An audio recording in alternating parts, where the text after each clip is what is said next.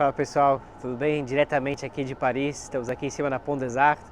Para cá está o Louvre, estamos em cima do Sena. E essa ponte, a Pont des Arts, conecta aqui as duas margens do Sena. Um lugar muito bonito. Entretanto, na obra aqui de Balzac, A Pele de Onagro, foi exatamente neste local que o protagonista, Rafael, contemplou tirar sua jovem vida aos 25 anos, pulando aqui da ponte, provavelmente no inverno, mas felizmente não o fez. Ele acabou de fato encontrando essa pele de onagro e, numa aposta mefistofélica, vamos assim dizer, ele dá mais uma chance à vida, talvez através do caminho errado aí, de se afundar nos prazeres aí. Mas vamos dar uma olhada aqui nessa ponte icônica, histórica, maravilhosa, em cima do Sena aqui em Paris. Olá pessoal, eu sou o Marcelo Apson e sejam bem-vindos ao canal Literário. Espero que tenham gostado aí da minha viagem literária a Paris. Para quem quiser acompanhar a viagem, no momento da gravação desse vídeo eu ainda não pus todas as partes dela, mas vou deixar os links das que já estão disponíveis aqui embaixo. Hoje nós vamos conversar sobre este grande clássico, A Pele de Onagro, de ninguém menos do que Honoré de Balzac. Quem foi Honoré de Balzac? O que foi a Restauração na França? Período este em que não apenas o autor viveu, como também contextualizou esta obra, A Pele de Onagro. Vale a pena ler esta obra? Fique comigo até o final e vamos descobrir juntos. Mas antes, se você é novo no canal e gosta de resenhas de grandes clássicos da literatura, aproveite e já se inscreva no canal, ligue os sininhos para ficar por dentro dos lançamentos de vídeos que são feitos semanalmente. Deixe sua curtida. Lembrando que comprando qualquer obra aqui exposta ou qualquer outra, desde que pelos links abaixo, você apoia o canal com uma pequena comissão. Desde já agradeço o seu apoio. Balzac nasceu em 1799, na cidade de Tours, na França. Por influência dos pais, ele resolve cursar Direito e de fato trabalha um pouco com Direito, mas logo percebe que essa não é a sua vocação, ele começa a achar tudo aquilo um fardo. E ele quer muito ser um escritor. Em 1819 ele tem aquela famosa conversa com os pais: pai, eu quero ser um escritor. E acho que os pais surtam, não querem de jeito nenhum, pensam que ele vai morrer de fome e tudo isso. No fim os pais aceitam, só que parece até que ele faz algum tipo de trato onde ele vai dar 50% dos rendimentos para os pais, não sei, talvez para ter a moradia ou algum outro tipo de auxílio. Em 1819 ele começa a realmente se dedicar à escrita. Só que um plano dele, né, que ele põe em prática, ele resolve fazer aquelas obras ali mais apelativas, né? Ele sabe que ele não está ainda pronto para escrever aquele grande clássico e ele também não quer ao mesmo tempo talvez sujar o nome dele, então ele vai escrevendo sob a forma de vários pseudônimos. E nisso ele passa 10 anos sem nenhum grande reconhecimento aí, como um pequeno escritor. Inclusive ele acaba se endividando muito, não sei se talvez pelo jogo, ou ele acaba entrando em empreendimentos comerciais que dão muito errado. Acho que em 1829, alguma coisa assim, ele está devendo 50 mil francos para os pais. Então ele tá, na verdade, na vida dele ele vai sempre estar meio endividado, né? Na verdade é muito comum com os escritores. Em 1829 ele acaba lançando o seu primeiro pequeno sucesso, que foi a fisiologia do casamento, aí uma análise do casamento, né? Uma análise talvez até mais cínica, não sei. Dizem que é muito bem humorada a obra, eu tenho bastante curiosidade de conhecer. Mas curiosamente, ele apenas obtém o estrelato, vamos dizer assim, com esta obra aqui, A Pele de Onagro, em 1831. Foi o seu best-seller, né? Porque a obra se tornou esgotada. Consegue imaginar isso lá, quase 200 anos atrás, né? Ele lançou a obra e simplesmente as pessoas começaram a querer comprar e não tinha disponível. E ele demorou para fazer uma segunda edição. Então essa obra aqui foi talvez seu primeiro grande sucesso. Em 1832, já lançaram essa obra, ele teve essa ideia de desenvolver a comédia humana, né? La Comédie Humaine, alguma coisa assim. Que seria uma obra monumental, né? Um conjunto aí de 91 obras, entre romances e contos, onde ele tentaria analisar a natureza humana, né, e a sociedade parisiense como um todo. É um grande compêndio, né? E talvez aquela coisa, na época, não sei se foi dado esse devido reconhecimento, né? Diga-se de passagem, com uma rotina que provavelmente acabou matando ele, trabalhando 18 horas por dia, né? Ele dormia 6 horas por dia e ficava trabalhando o resto do dia inteiro, assim, acho que ele dormia às 6 da tarde, acordava meia-noite e ficava trabalhando, e por isso ele morreu jovem aos 51 anos, mas o fato é que ele mesmo se reconhecia, assim, eu vou fazer essa obra e a humanidade um dia vai me reconhecer como um grande gênio, assim, talvez na época as pessoas achavam ele louco, mas ele insistiu, né, e o interessante é que a comédia humana é de fato um compêndio no sentido de que as obras têm algum tipo de ligação entre si, né? Eu só li essa aqui, A Pele de Onagro, já tô lendo aqui a próxima, Mulher de 30 Anos, tenho aqui As Ilusões Perdidas, mas tem várias, né? O Pai Goriot, não sei, eu ainda tem muito chão para eu dizer que eu li alguma coisa dele, né? Significativa, mas o fato é que as personagens vão se repetindo, isso que é legal, né? Então tem aí alguma continuidade, acho que é isso que é interessante. Bom, e agora a gente vai falar do panorama político, tá, pessoal? Que acho que é de extrema importância. A gente vai falar muito da restauração, inclusive um pouquinho aí da Revolução Francesa, Napoleão, porque tudo isso é um pano de fundo que está presente. Eu estou vendo não apenas nessa obra, que é A Pele de Onagro, né? Mas assim também no A Mulher de 30 Anos. Se a gente não entender um pouquinho, pelo menos, da história francesa, desse período, desde a Revolução Francesa até as últimas repúblicas, a gente pode ficar boiando um pouquinho aqui na leitura, né? Mas não se preocupe, eu vou fazer aqui uma leitura por cima, se vocês quiserem, para quem gostar, de repente eu faço algum vídeo. Eu não sou historiador, tá, pessoal? Mas eu fiz a minha pesquisa, né? Estudei na escola, tudo mais. A gente sabe que em 1789 teve a famosa Revolução Francesa, onde foi, digamos, o fim da monarquia. Eu digo assim entre aspas, né? Porque teve a decapitação do Luís XVI, foi aí um grande evento que repercutiu pela Europa inteira, sem dúvida, né? Todo mundo ficou sabendo que o monarca foi decapitado e marcou um fim temporário da monarquia, né, do absolutismo na França. Eu digo temporário simplesmente porque 10 anos depois, em 1799, tivemos o famoso golpe do 18 de Brumário.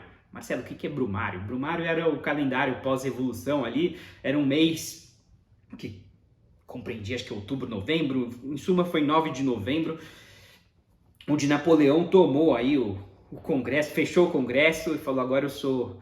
Na verdade, ele primeiro virou uma espécie de um cônsul, junto com outras pessoas, mas a situação política estava frágil, a monarquia queria muito voltar ao poder, né, particularmente a família Bourbon, né, e tentaram assassinar o Napoleão algumas vezes. Em 1804, finalmente, ele foi coroado imperador da França. Então, meio que regredimos aí. Já a Primeira República durou apenas 10 anos e logo foi, né, substituída por uma ditadura. Apesar de que eu estava lendo sobre isso, parece que as conquistas da Revolução foram, de certa maneira, mantidas. Napoleão, apesar de um grande ditador, ele fazia plebiscitos, não sei se para inglês ver, como dizem.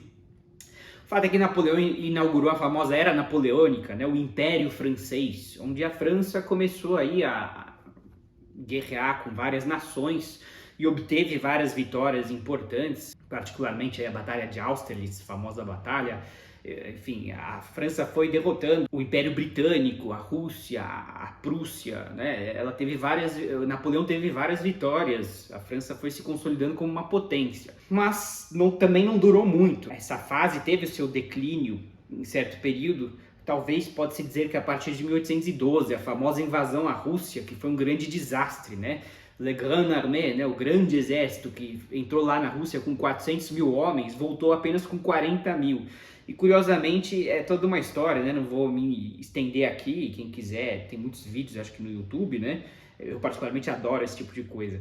Mas eles foram vencidos pelo inverno russo, né? Os russos foram queimando as cidades, particularmente acho que Moscou, quando chegaram lá já estava em chamas. E quando eles já estavam bem lá dentro da Rússia, o inverno chegou, já era tarde demais, né? Eles começaram a morrer de frio, fome, não tinha comida. E tem quadros, inclusive, interessantíssimos, onde mostra os soldados franceses comendo os próprios cavalos, porque simplesmente não tinha comida. E morreram de fome, frio e doenças, aí voltaram bem derrotados, né? Depois disso tiveram outras derrotas, a Batalha de Leipzig, e a derradeira Batalha de Waterloo, né, na Bélgica. E aí realmente Napoleão abdicou para o seu filho, ele se exilou em Elba, tem toda uma história. Mas aí, né, nesse momento de fragilidade, a família Bourbon, louca para voltar para o poder, voltou ao poder com Luís XVIII e Carlos X, a famosa Era da Restauração, a partir de 1815. Eles eram irmãos do decapitado Luís XVI, e eles tinham esse direito ao trono, né? Isso era muito importante nas monarquias, ter esse sangue real. Sempre, assim, né, interessante na história, né? Essas coisas nunca acontecem sozinhas, né? No sentido, assim, de que, bom, os reis foram lá e tomaram o poder. Não, tinha uma nobreza toda que estava louca para que os reis voltassem no poder, porque com a Revolução eles perderam títulos, perderam seus privilégios, né? A própria igreja, talvez, aí, né? A Revolução foi bastante anti-igreja, tudo, né? Então, tinham vários grupos de interesse que gostariam que a monarquia voltasse. E, de fato, ela voltou. O Luís XVIII parece que assim, teve um período aí, né, de relativa estabilidade econômica, né? Acho que a França já cansada de tanta guerra aí, ganhou, tudo bem, mas perdeu muito, então acho que o povo precisava um pouco de paz, o rei deu isso. Ele deu uma guinada conservadora, mas o Luís XVIII faleceu em 1824, e aí seu irmão Carlos X assumiu, e aí que começou uma crise forte na monarquia, porque esse Carlos X ele deu uma guinada ultraconservadora, né? Ele se focou em tentar restaurar os privilégios, indenizar a nobreza que perderam seus títulos, né, com a Revolução. Ele fechou vários jornais, censurou a imprensa, e aí finalmente quando ele dissolveu o parlamento, aí que a coisa, né, degringolou. Teve a famosa revolta de julho de 1830, o povo foi às ruas, acho que a monarquia ficou aí por um triz. E aí ele abdicou para o seu filho, talvez foi o reinado mais curto da história, apenas 20 minutos. Seu filho passou para o neto dele, né, o filho do filho, mas aí nisso os nobres políticos falaram, não vai ser vocês aí, o rei agora vai ser Luís Felipe de Orleans, primo do Carlos X, e ele de fato ele deu uma guinada de novo para o centro, né, acho que restaurou aí o parlamento, né, como a monarquia constitucional. A monarquia tenta, né, resistir, abrindo um pouquinho, é claro, né, mas para também sobreviver, né, porque eu acredito até, me corrija se estiver errado, tá pessoal, não sou historiador, mas parece até que ele quase foi linchado, esse Carlos X, né? A gente viu também que o irmão dele, o Carlos XVI, foi decapitado, então assim, ser rei por um lado seria muito bom, mas existe um risco de ser absoluto demais, né, de tomar tudo para si o poder e acabar sem a cabeça. Então acho que esse rei Luís Felipe foi bastante inteligente de tentar conciliar todos os interesses, né, tentar ser um pouquinho mais liberal para se manter no poder, e de fato isso funcionou. Ele ficou aí por mais uns 20 anos, acho, no poder. Por que eu tô falando tudo isso, tá, pessoal? Porque aqui logo no começo a gente tem um banquete aqui, que o protagonista participa. A gente vai chegar um pouquinho aqui na história, mas aí tem bonapartistas, né? Você tem aqueles que querem a volta do Napoleão ou dos seus descendentes, né? Aquela glória da França. E tem os carlistas que estavam gostando desse Carlos X, que provavelmente eram nobres, né? Assim, que tinham muito a ganhar com, né, a volta dos privilégios. Tem republicanos e tem radicais anarquistas, né? Então tem vários grupos aqui. A sociedade francesa está meio que fraturada, né? Cada um tem uma opinião política e você tem discussões interessantíssimas. Eu acho que era interessante mencionar tudo isso, falei por cima aqui, acho que tem muito mais do que o que eu falei de história francesa, mas até especialmente para quem vai ler, acho que é muito importante dar uma pincelada nisso, porque vão ter essas discussões políticas e é interessante a gente, né, entrar nisso. Então, finalmente, entrando aqui na obra, né, ela tem esse realismo mágico, tá, pessoal? Ou seja, o que é um realismo mágico? É aquela obra onde você tem elementos sobrenaturais, mas que não são exatamente o foco, assim, né? Não é que as pessoas saem voando por aí. Eu gosto muito desse realismo mágico, onde ele deixa aquela dúvida, né? Se é magia ou não é magia. Então, aqui no caso, nós temos Rafael de Valentim, né? Valentin. Ele era uma espécie de um nobre, assim, ele tinha ligações aí com a nobreza, o pai era bastante austero, foi criado aí pelo pai. Ele iniciou o filho no direito, muito parecido, tá, com o próprio Balzac. A obra tem vários traços autobiográficos, acho que isso que é muito interessante também.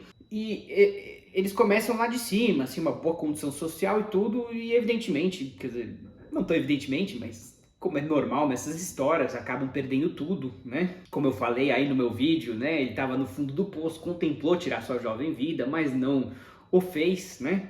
Teve várias derrotas em vários aspectos aí, confisco de propriedades, inclusive entra aí os ventos políticos, né? É muito mencionado tudo isso, essas trocas aí de poder e tudo.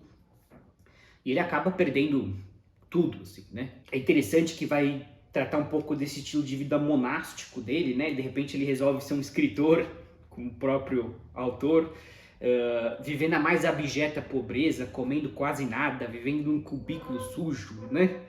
Mas tudo para fazer a arte dele, né? Muito legal tudo isso que ele vai descrevendo. Mas o fato é que um belo dia, ou um terrível dia, ele passa numa loja de antiguidades e encontra um velho senhor. E é muito legal toda essa descrição do Balzac, ele é muito descritivo, tá, pessoal? Vai descrevendo, assim, a loja mais incrível de antiguidades, né? Não apenas uma loja de antiguidades, tem aquele quadro lá do Império Bizantino, não sei o que, tem várias coisas aí da história clássica, sei lá.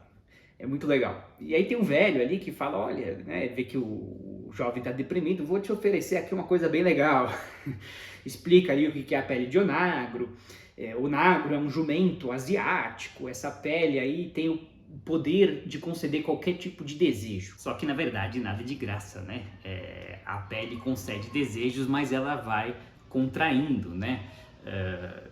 E ela representa a longevidade do protagonista, né? Ao passo que ela contrai, ele vai esgotando, vai falecer mais jovem, né? A cada desejo ela vai diminuindo. Uma metáfora para a vida, que de repente os nossos desejos materiais vão encurtando as nossas vidas, né? Como dizem os economistas, não existe almoço grátis. E a grande dúvida é, será que vale esse preço, né? Ter acesso ao que você bem entender, mas pagando em tempo de vida, né? Um pouco parecido aí com o Fausto, onde o diabo promete o que quiser pro Fausto, contanto que ele pague com sua vida, né? Obviamente que o jovem, né, fala, esse velho tá louco, né? Mas ele tá nem aí, ele fala, tá bom, né? Ele aceita tudo isso. E, de novo, eu acho que esse realismo mágico é legal, porque ele começa a fazer desejos que poderiam muito bem ser casualidade, assim, né? Quer dizer, assim, ele deseja, por exemplo, logo no começo aqui das primeiras páginas, participar de uma grande festa. E aí, de repente, os amigos dele encontram ele e falam, vem aí pra festa ali, o banquete e tal. Claro, né, a gente tá, como leitor, fala, óbvio que foi a pele, mas dá pra você dizer que foi uma coincidência, assim, né? Então, acho que isso que é legal do realismo mágico, ele deixa sempre na margem, né, na dúvida, se os eventos são sobrenaturais ou simplesmente casualidade, né? Mas o fato é que ele vai nesse banquete, tem os carlistas, tem os bonapartistas, enfim, mas o Balzac gosta de descrever com ironia, eu acho muito engraçado, um tom bem humorado, todo mundo vai se embebedando e falando muita besteira, e o Balzac vai tirando uma onda, um sarro aí com todo mundo, eu acho isso muito legal. Mas todo o tema é isso, né? Ele estava deprimido e de repente ele descobre que, opa, né? Ele pode desejar tudo o que ele quiser. E a dúvida é, será que os desejos materiais, será que os prazeres carnais vão redimir o homem?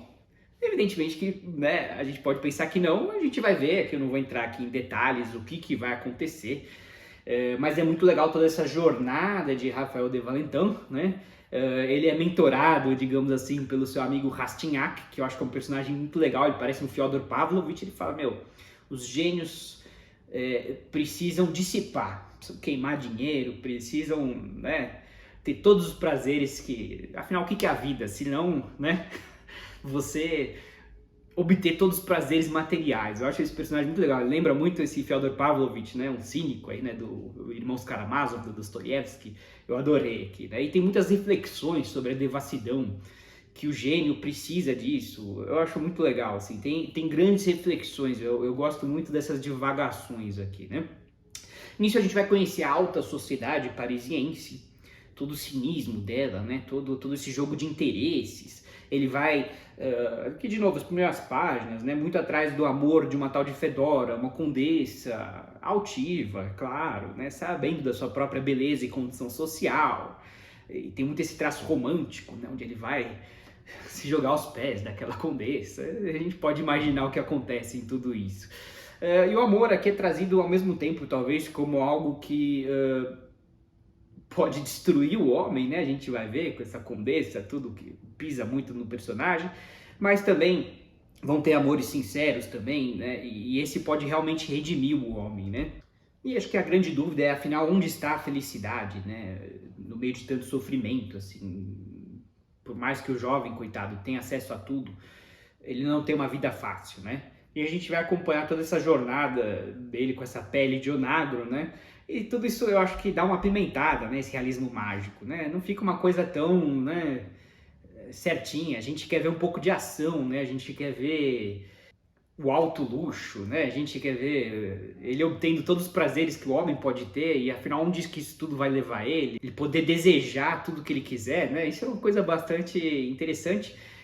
Mas tem todo esse aspecto político, social muito bem tratado pelo Balzac, sempre com um tom bem humorado, né? Eu sempre falo isso, que uma boa obra não pode ser um tratado de história e geografia, ele tem que, né? A gente está lendo aqui uma obra de ficção, a gente quer se divertir junto e a gente se diverte bastante. Eu tô aqui recomendando essa edição que eu li, né? Pocket. Eu gosto dessas edições para viajar, tem algumas notinhas de rodapé aqui, não muitas. Temos aqui uma introdução legal da editora. Eu gosto dessas introduções, né? É sempre bom ler um pouquinho do autor, do contexto político, né? E tudo mais. E tanto eu gostei, tá, pessoal, que eu já tô lendo aí A Mulher de 30 Anos também, edição Pocket. Eu vou, quem sabe, em breve fazer uma resenha. E se você gostou dessa resenha, não esqueça de comentar, deixe sua curtida e nos vemos na próxima. Um grande abraço, obrigado.